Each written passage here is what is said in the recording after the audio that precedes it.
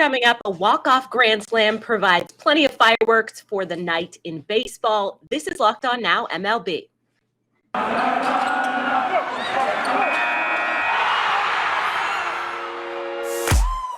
The biggest games, the best performances, expert analysis. You are Locked On Now.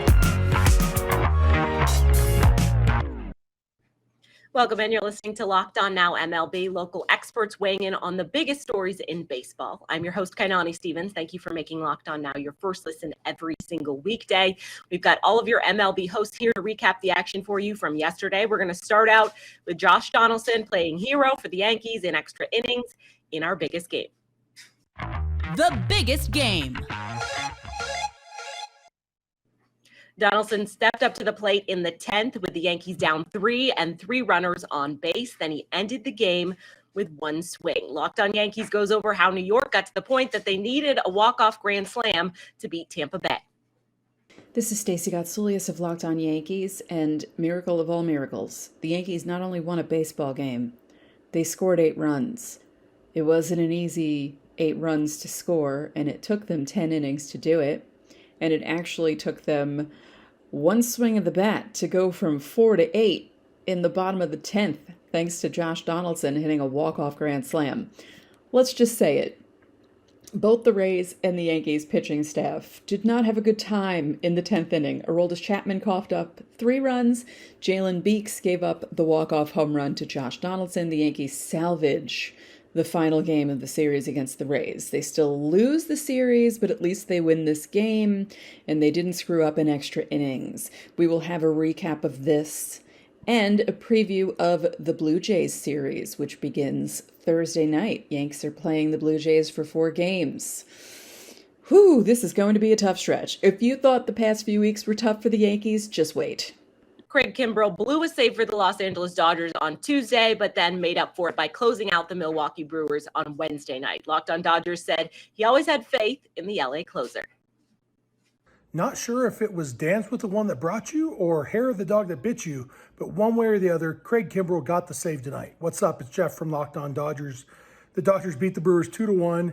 It was a lot more close than any of us would have liked.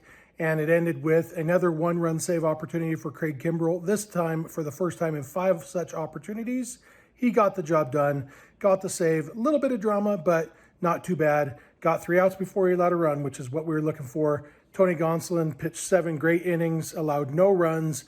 He got just enough offense. Solo homers from Max Muncy and Austin Barnes provided all the offense.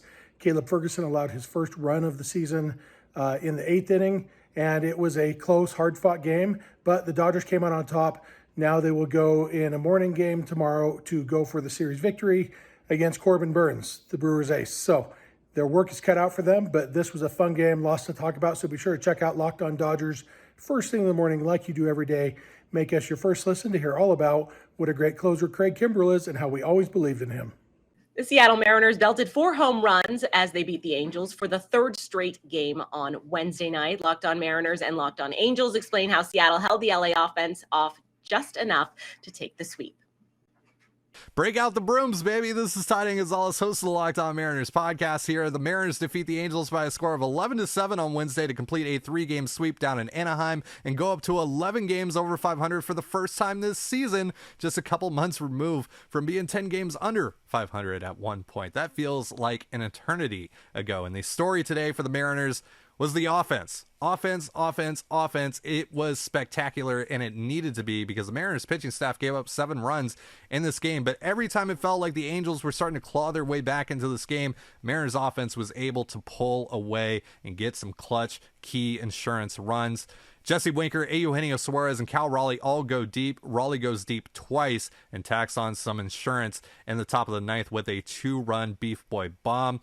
So now the Mariners are sitting comfortably in the first wildcard spot in the American League, and they're going to get a much-needed day off tomorrow before going on to Oakland. Catch us on the Locked On Mariners podcast on YouTube or wherever you get your podcasts.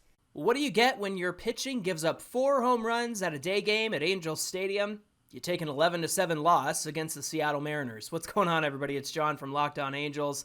And man, the Halos did not look good against the Mariners this week. They were swept by our AL West rivals to the north, And geez, it was just not a good series for our Angels. Of course, today during the game, Shohei Ohtani went 4 for 5 with a triple, a 2-run home run, and 4 total RBI. Shohei doing Shohei things. David Fletcher looks great, of course. He loves himself a game against the Mariners. But man, we were just embarrassed this week, and we were homered to death.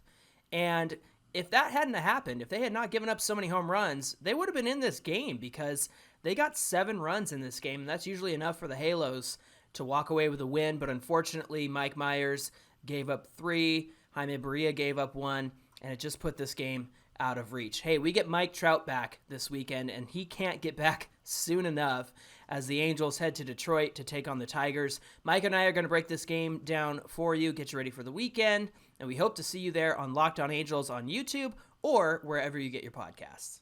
The Guardians just barely held on to their lead in the AL Central with a big comeback late last night. Locked On Guardians goes over a 6-run inning that let Cleveland beat Detroit.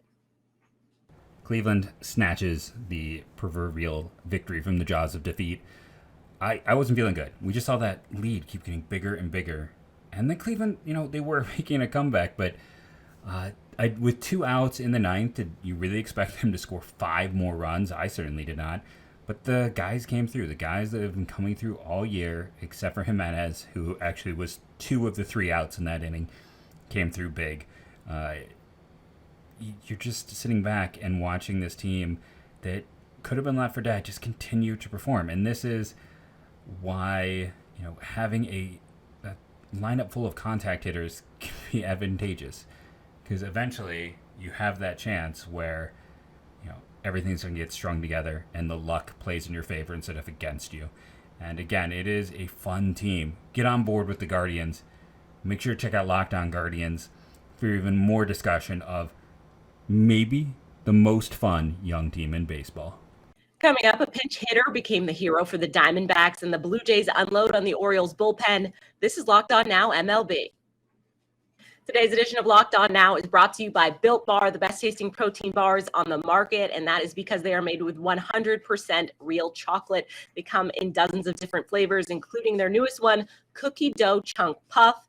Comes with that protein-infused marshmallow and has little bits of cookie dough in there as well. They are delicious. They're also good for you because they're high in protein, but low in sugar, low in fat, low in calories. Head over to Built.com and use our promo code LOCKED15. Gets you 15% off of your order. You just put in that promo code LOCKED15. It gets you 15% off of your order at Built.com.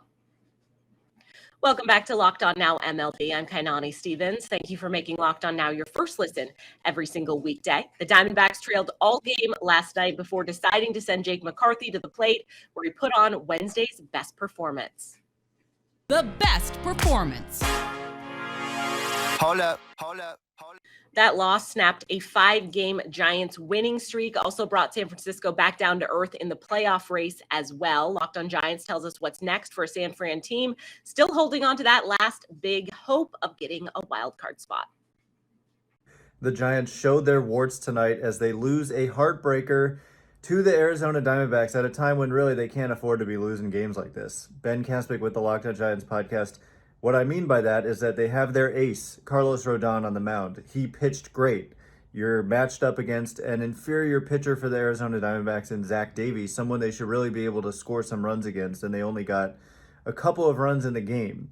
That being said, they had a lead in the 8th inning, and the bullpen, which has been a problem all season long after they led the majors, the bullpen did, in ERA last season, that has not been the case this year, and Dom Leone blew this game. He gave up a 2-run, 2-out hit that turned the score around, and the D-backs took a 1-run lead. And also the Giants made some other mistakes. Mike Yastrzemski came in as a pinch runner and then promptly got picked off, and then he grounded into a double play after La Stella reached on a strikeout to lead off the 9th inning against old friend Mark Melancon. So just not a fun game for the San Francisco Giants tonight, and they can't afford to be losing when you have a late lead against an inferior team. So we're going to break this down on tomorrow's Locked On Giants, where it's your team every day. The Astros beat the White Sox on Wednesday, and Framber Valdez picked up his 20th consecutive quality start along the way. Locked On Astros recaps a 1-run win, while Locked On White Sox says the late game magic ran out against Houston last night. 20 straight quality starts from Framber Valdez. That's what he did on Wednesday night versus the White Sox. It was a great game. He pitched 7 innings and he looked like he was under control. And when he looked like he was in danger of losing that, you had a great double play by Jose Altuve and Jeremy Pena. And then Jose Altuve stole 2 bases in the first inning, and the Astros didn't get any hits after Michael Kopech left, but they got 3 runs, which was enough as the White Sox lost to the Astros 3-2, and the Astros maintain a 2.5 game lead over the Yankees, who came back with a grand slam in the 10th inning over the Rays. But we'll talk about this and more on this edition of the Locked On Astros podcast. No magic on the south side for the White Sox on Wednesday night. White Sox lost to the Houston Astros 3-2. Sox starter Michael Kopech went 6 innings, gave up 3 runs. White Sox offense had opportunities, specifically 4th inning, bases loaded, nobody out. But the Sox just could not get it done. They had opportunities late in the game as well. Wasn't meant to be. White Sox go for the series win Thursday afternoon as they send Lucas Giolito to the mound. The Orioles failed to sweep the Blue Jays in Toronto on Wednesday after Baltimore's bullpen let 6 runs score in the 7th inning. Locked On Orioles breaks down the loss and how it affects Baltimore's pursuit of a playoff spot. Well, the Orioles couldn't get the sweep on Wednesday, and frankly, they let us know that they were not getting the sweep. Another rough offensive performance for the Orioles. Ross Stripling had a perfect game through 6 innings. Of course, that was after Drew Rasmussen had a perfect game through 8 innings against the O's on Sunday. Cedric Mullins breaks it up, but the bullpen just had a bad day for the O's, allowed 6 runs in the 7th inning after Austin Voth had thrown 6 scoreless.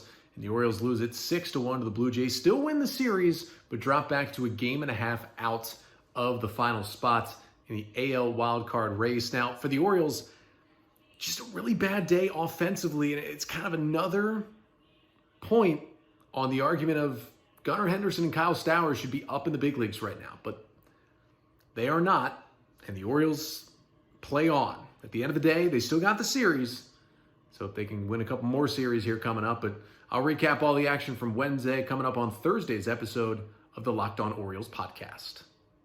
That's all for today on Locked On Now MLB. Thank you for making Locked On Now your first listen every single weekday. Make sure you go and check out Locked On MLB and your team's Locked On podcast. I'm Kainani Stevens. This has been Locked On Now.